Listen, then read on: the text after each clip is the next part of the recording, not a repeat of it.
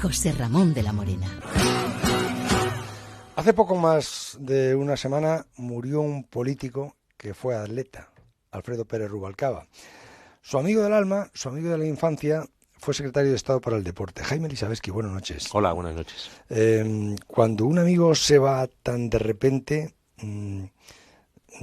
se ve de cerca la soledad, sobre todo la profundidad de la soledad, o se ve más de cerca la muerte.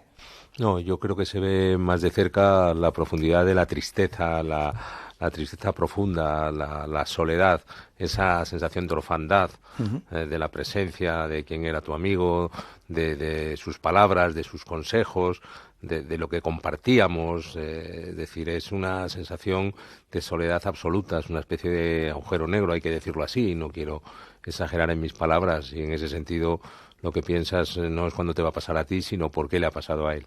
¿Vosotros os conocisteis cuándo?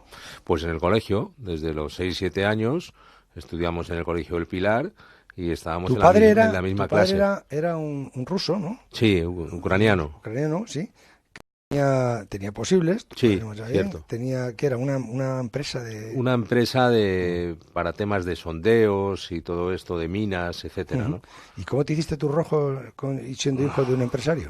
Hombre, porque cada uno creo que se labra su propio camino y es capaz de afrontar las disyuntivas que hay en la vida, ¿no? ¿Y te llevabas bien con tu padre? Y de alguna Y de alguna manera... ¿Tu padre también era de izquierdas? No. Uh-huh. Yo creo que pasaba bastante de la política, sobre todo en aquellos años, y claro, también los amigos que tienes te van llevando o vas llevándote conjuntamente, y en ese sentido, pues Alfredo Pérez Rubalcaba, Alfredo era piloto. Era piloto. Que tampoco sería rojo. Pues no, me da la sensación de que tampoco, era mucho, ¿no? Pero vosotros dos sí. os hicisteis rojos de verdad. Sí, te cuento. Primero, una cosa era el colegio, donde eres pequeño y siempre éramos un poco reivindicativos de cosas. Alfredo era el delegado de clase, era delegado a perpetuidad. Bueno, Alfredo nació jefe y siempre fue jefe. Tal cual, y era el líder de la clase, ¿no? Y luego en la universidad, cuando fuimos en primero de carrera, pues fue cuando... Esto es de químicas, ¿no? De químicas, estudiamos químicas. Es cuando muere Enrique Ruano.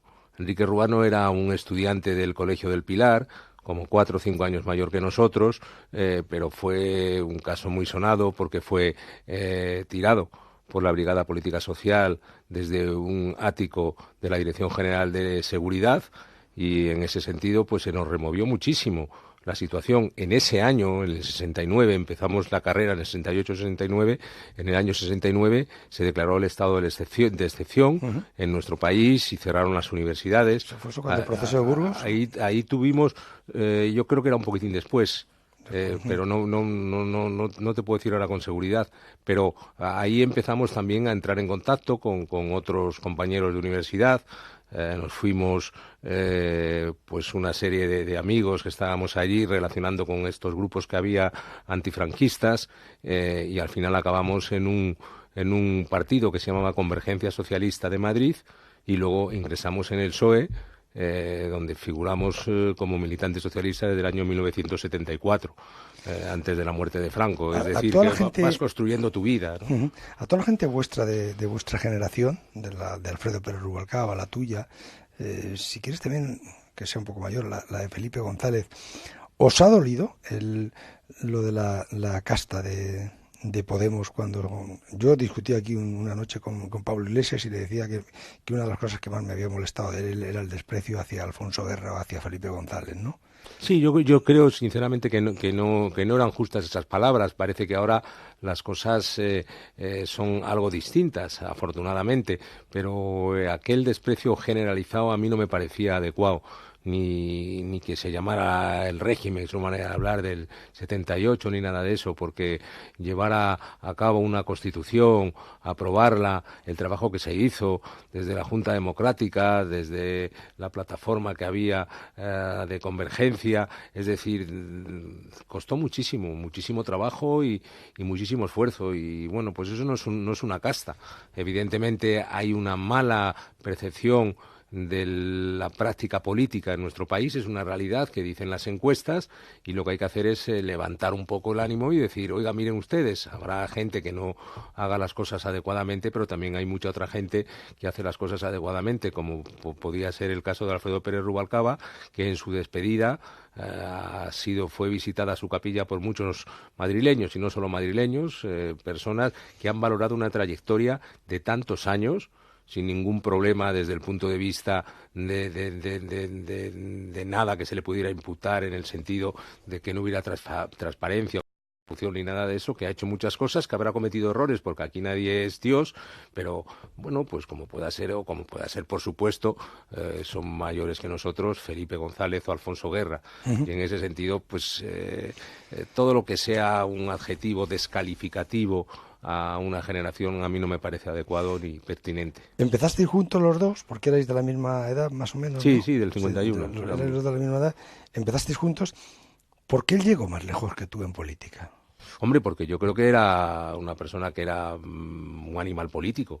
Ya te digo que de entrada era el delegado de nuestra clase, desde cuarto, quinto de bachillerato hasta preuniversitario, que era lo que hicimos nosotros, y era una persona que tenía, aparte de fuertes convicciones, tenía eso que se dice de tener el Estado en la cabeza, y era una persona que empezó, llevábamos ya tiempo en el PSOE, pero empezó de director de gabinete de un secretario de Estado, de una secretaria de Estado de universidades, que era Carmina Virgili, y luego fue subiendo hasta ser el vicepresidente del gobierno. Sí, bueno, él valdría más que yo, por eso simplemente. Él es ministro de Educación. Sí. Uno de los años que gana Indurain el Tour, sí. Él está allí con Mario Conde. Sí. Y en el 93 es cuando él deja de ser ministro de Educación. Sí. Y es ministro de la Presidencia, y a ti esa noche eras secretario de Estado para el Deporte. Durante una noche fuiste secretario de Estado para el Deporte. Algo de eso hay. Se murió el ministro de Exteriores, que era Fernández Ordóñez. Entonces Javier Solana, que era ministro de Educación, fue nombrado ministro de Asuntos Exteriores, y Alfredo, que era secretario de Estado pasó a Presidencia, y Suárez Pertierra, un catalán, Presidencia, cuando en principio iba a seguir en el Ministerio de Educación. Y bueno, pues me dijo Alfredo, es la realidad, que contaba conmigo como secretario de Estado del Deporte. Era el Mundial del 94, yo creo. No, esto era, fíjate, los Juegos Olímpicos fueron en el 92, yo creo que fue el 93. 93. El 93. Fue el 93. A ti te nombran y no me llegaron a nombrar, pero sí me te llamaron y te dijeron que ibas a ser secretario de Estado para el Javier Deporte. Gómez Navarro se iba, sí, y lo había dicho ya con anterioridad, y Alfredo era el ministro de Educación y pensaba que iba a seguir en ese cargo, pero lo que ocurre es que le dieron el salto al Ministerio de Presidencia. Aquello te dolió y te marcó. Hombre, un poco sí, pero... Porque a ti te gustaba el deporte. Pero sí, mucho. Pues fíjate que yo era, y tú me conocías de entonces, consejero de Educación, Cultura y Deportes de la Comunidad de Madrid. Cuando empezamos a hacer el campeonato de los niños en el 92. En el 92, y tú me viste jugando al fútbol, que no era tan malo, ¿eh? No, era un 9 espectacular. Sí. Un 9 espectacular. Un poco chepudo, pero un 9 espectacular, claro, sí. ¿Cómo va a ser la cosa? Y hombre, pues sí. Pero luego nunca es tarde, ¿no? Al final, pues fíjate, las circunstancias de la vida me llevaron a que fuera secretario de Estado en 2004. En uno de los mejores momentos también. Por eso te digo, sí, es decir, porque... yo la satisfacción estuve de 2004 a 2011, sobre todo los resultados deportivos, en los que yo no tenía nada que ver, lógicamente, sino que son los deportistas, y evidentemente, pues, fue una etapa, yo creo que era la de oro del deporte español, en una gran parte, el estar en el Mundial de Sudáfrica, donde coincidimos, y ver ganar a España el Campeonato del Mundo de Fútbol, o ver el Campeonato del Mundo de Baloncesto, los Roland Garros, todo esto fue una época dorada. Entonces, si hubiera sido a lo mejor secretario de Estado en el 93 del deporte, pues no hubiera vuelto a ser secretario de Estado del Deporte en el 2004. O sea, que no hay mal que por bien no venga en la vida. O sea, que en aquel momento me hacía mucha ilusión, pero también me daba mucha pena, porque yo llevaba tiempo en la Comunidad de Madrid, y me dijo una vez, muy gracioso, Joaquín Leguina, he oído que me dejas por Indurain. Sí, y ahora déjame tranquilo. ¿Y qué tal está Joaquín Leguina ahora? Bien, el otro día escribió un artículo muy bonito sobre Alfredo, después de su muerte, y decía, era un ejemplo, una de las características de Alfredo era la austeridad, ¿no? Y dijo, cuando era ministro de Interior me invitó a comer allí al ministerio y me pusieron pollo frito con patatas. Ponía entre paréntesis, a mí el pollo frito no me gusta. Y le dije, pero vamos a ver, Alfredo, ¿no hay otra cosa para comer? Y me dijo, no, Joaquín, aquí es que somos muy austeros. Y dijo Leguina, bueno, pues vale, la próxima vez invito yo. ¿Entiendes? O sea que está bien, vamos. Oye, te iba a decir, ¿cómo muere Alfredo? Bueno, pues yo diría que demasiado pronto, porque con 67 años y con la esperanza de vida que hay en España es dura la cosa, de manera inesperada y en ese sentido de manera digamos trágica, porque Pero tiene un ictus, un infarto cerebral que le viene a afecta a dar todo el clase. cerebro, y cuando va al hospital y le lleva a su mujer, ya el escáner, Pilar Goya, el escáner ya le daba mal. Y ya las primeras noticias no eran muy positivas, y a partir de ahí, en 48 horas prácticamente, ocurrió la defunción. Pero él muere decepcionado, desencantado. No, estaba muy encantado, por ejemplo, con sus clases. Mira, en la Capilla Ardiente... No, pero yo hablo de la política. No, pero te quiero decir, el cambio de la política a no estar en primera línea en política, lo cual llevaba ya 4 o 5 años, pues también le trajo muchas satisfacciones, porque él daba clases en la Facultad de Ciencias Químicas y en la Capilla Ardiente pasaban los alumnos llorando. Alumnos que ahora tendrán 19 años y que, si Alfredo se fue hace 5 de la política, con 14 no sabían ni quién era. O sea, que era un muy buen pedagogo. Y en ese sentido tenía esa ventaja. Luego, desencantado de la política, pues no, porque seguíamos estando y seguíamos militando en el Partido Socialista, cosa que haremos hasta que muramos. Pero no pintabais nada. Bueno, eso es como todo. Si en la vida tampoco lo más importante no es pintar muchas siempre veces. Queda la ilusión, o sea, siempre queda, vamos a ver, la ilusión o la esperanza de decir, yo volveré a tener algo que decir. Bueno... o ya se va apartando y dice que les den. No, pues es como un jugador de fútbol que cuando llega y se retira, a lo mejor está jugando muy bien, es muy bueno, pero sabe que posiblemente no vaya a volver porque no tenga las mismas condiciones físicas o las condiciones físicas adecuadas para poder cumplir bien su papel. Y en ese sentido, pues evidentemente, no sé, a mí qué me queda de Alfredo, que unió el socialismo. En su Capilla Ardiente estaban todos los socialistas, la vieja guardia, los históricos, los más jóvenes, los nuevos, etcétera, y en ese sentido pues con Pedro es Sánchez, una figura. Con Pedro Sánchez no se hablaba o no tenía relación. No, sí se hablaba. ¿Sí? Otra cosa distinta es que las relaciones son más o menos fluidas o esto. Sin embargo, Pedro Sánchez llega allí en la Capilla Ardiente ese sábado por la noche. Y por cierto, que hay un tipo que tira allí unos panfletos, ¿no? Sí. ¿Ese quién pues fue nada, ese? pues un tipo que tenía problemas, no sé de qué índole, y dice que venga aquí el presidente, no, lo hago queriendo, y tiene que venir aquí el presidente del gobierno, el director del CNI. Y entonces se levantó Pedro Sánchez, yo creo que de una manera muy rápida y muy eficiente, y dijo, yo soy el presidente del gobierno. Se lo llevaron para un lado y ya no sé luego lo que pasó. No era nada que tuviera que ver con la Capilla Ardiente, sino que tenía que ver con el problema particular de un señor que no sé cuál era su problema. ¿Se siente más pena o más rabia cuando alguien muere y te das cuenta que hasta los que no le quieren aparentan quererle? Bueno, pero yo no voy a... No, eso que decía el otro día en un artículo que leí ayer en el Confidencial que me gustó, que decía que qué bien enterramos en España. Sí, pero esas eran palabras de Alfredo. Alfredo lo dijo hace mucho tiempo, que en España es un país en el que se entierra muy bien.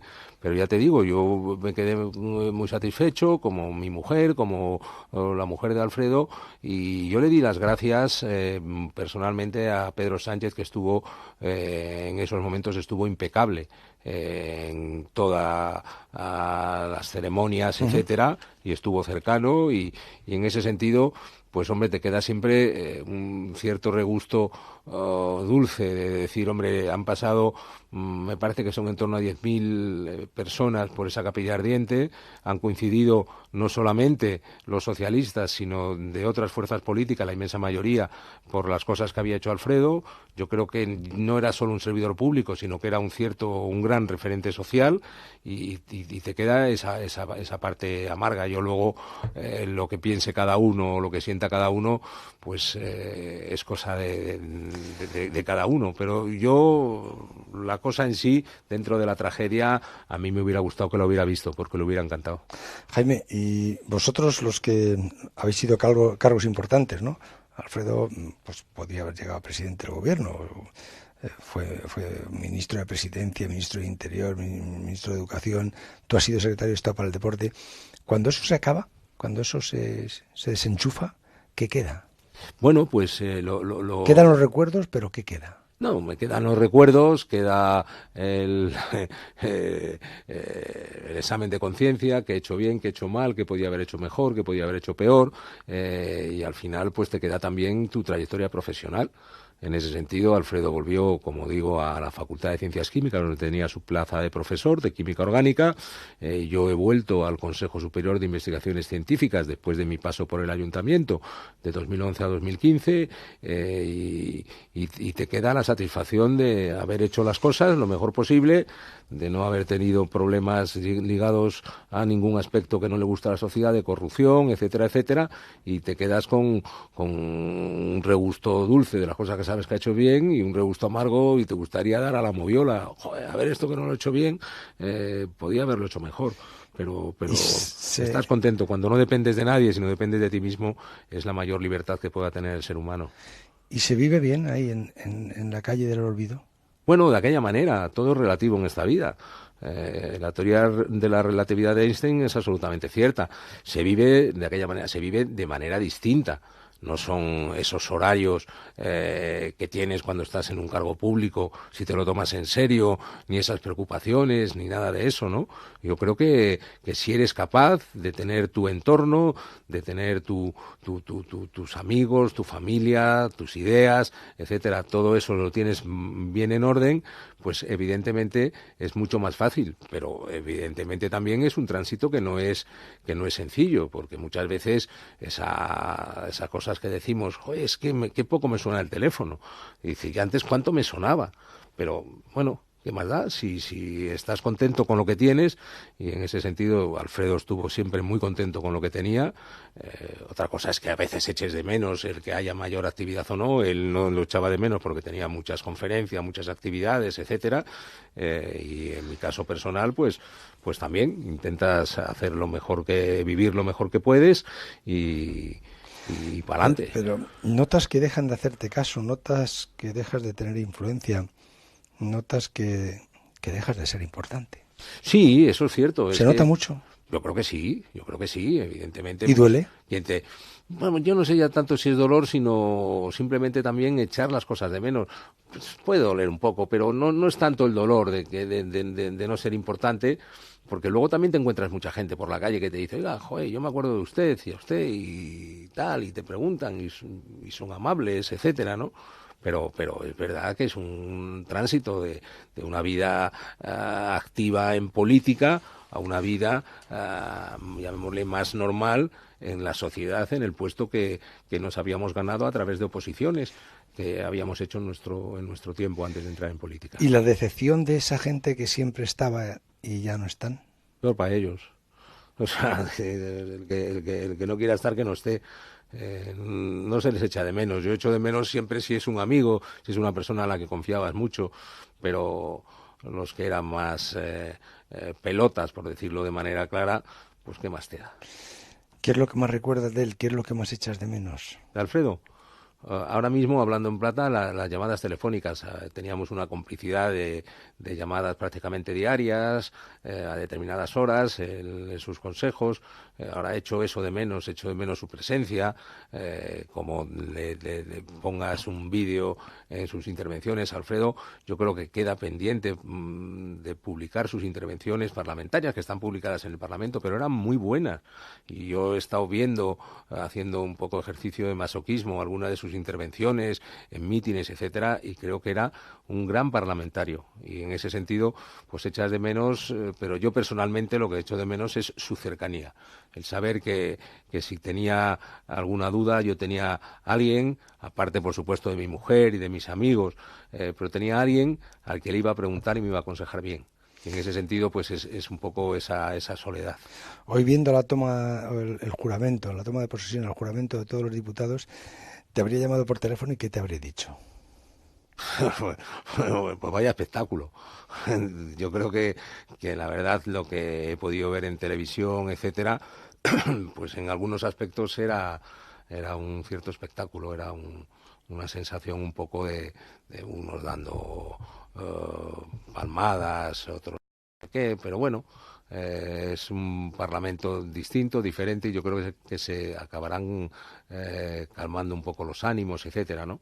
Pero bueno, ahí hay algunas cosas que no me gustan. No me gusta que entre un grupo como Vox y, aunque tenga derecho, coja la bancada socialista para salir en la foto o para fastidiar a Pedro Sánchez. Me parece que está mal. No me gusta que no se deje que, bueno, pues cuando aceptas tu cargo de diputado no se tiene por qué estar abucheando a unos y a otros. O sea, a mí me gusta mucho más, pues, eso que llamábamos el espíritu de la transición. O sea, respetémonos, pero respetémonos siempre, porque el Parlamento, yo fui 4 años diputado y 4 años senador, y bueno, yo creo que el clima ha cambiado un poco. Jaime Lisabaski, quería saber cómo se vive en la calle del olvido, para decirte que no me olvido de mis amigos, ¿no? Y que te estoy agradecido desde aquel año 92, cuando te empleaste a fondo para que pudiéramos empezar aquel campeonato de los niños, del que luego logramos que saliera una selección que se hizo campeona del mundo, ¿no? Pero también quería que esta noche esto sirviera a modo de recuerdo, de novenario, para Alfredo Pérez Rubalcaba, tu amigo y el mío. Yo te lo agradezco mucho, porque cuando me llamaste, yo es la primera vez que he hablado. En aquellos momentos finales me llamaron muchísimas radios, porque yo era el amigo, pero yo no podía hablar, no podía decir nada. Y ahora, cuando pasa un poco de tiempo, pues cuando me llamaste y me dijiste que querías hacer un programa, yo no podía decir que no. Y bueno, pues te dije, ten cuidado conmigo, que soy blandiblup, pero he aguantado muy bien esta noche. A mí me puedes decir que no todas las veces que quieras, aunque no me lo hayas dicho nunca. 1:07 de la noche. Sé que estáis esperando a los médicos. Ya está.